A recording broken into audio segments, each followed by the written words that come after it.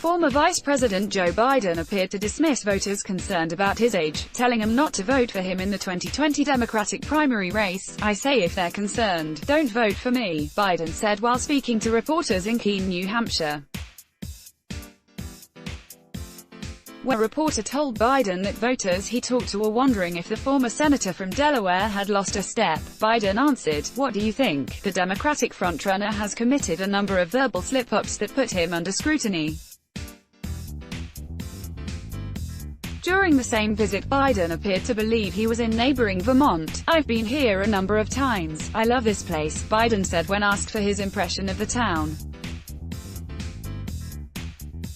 "Look, what's not to like about Vermont in terms of the beauty of it?" Recalling MLK and RFK deaths, Biden asks campaign crowd, "What if Obama had been assassinated?" In 2008, a day earlier, Biden was discussing the assassinations of civil rights activist Martin Luther King Jr.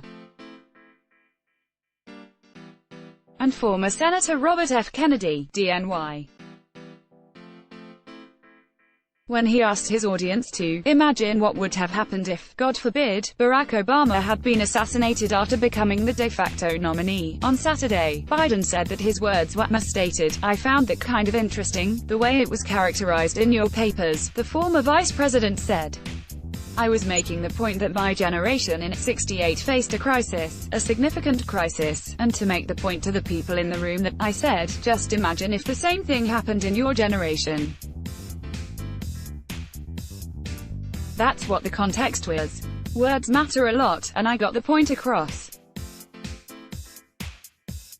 You're the only guys that didn't understand it." On Tuesday, Biden claimed that King and Kennedy were assassinated in the 1970s. Both were assassinated about 2 months apart in 1968. Biden also claimed to support truth over fact, and incorrectly stated that 2 high-profile mass shootings in August occurred in Michigan and Houston. He quickly corrected himself, saying the shootings occurred in El Paso, Texas, and Dayton, Ohio. President Trump, who has himself had some verbal slips, nonetheless highlighted the issue when he asked his Twitter followers whether anybody actually believed the former vice president was mentally fit to serve as commander-in-chief. Biden's gaffes help fuel media's push for more far-left Reince Priebus says when asked about the gaffes, a senior Biden advisor dismissed those concerns as part of a press narrative. "If you were to look at the coverage in Iowa and juxtapose the local newspapers and local television coverage to national media coverage, you would have thought these reporters were at 2 different events," senior advisor Simone Sanders previously said. But the gaffes appeared to have raised enough concerns that allies of the former vice president reportedly suggested he scale back the number of events he did on the campaign trail. David Axelrod, a former advisor to President Obama, blasted that advice, arguing on Thursday that he shouldn't be cloistered as a presidential candidate. "This is bad advice. You can't cloister a candidate and win," tweeted Axelrod, the chief strategist of Obama's 2008 and 2012 campaigns. "He either can cut it or he can't, and the only way he can prove he can is to be an active and vigorous candidate.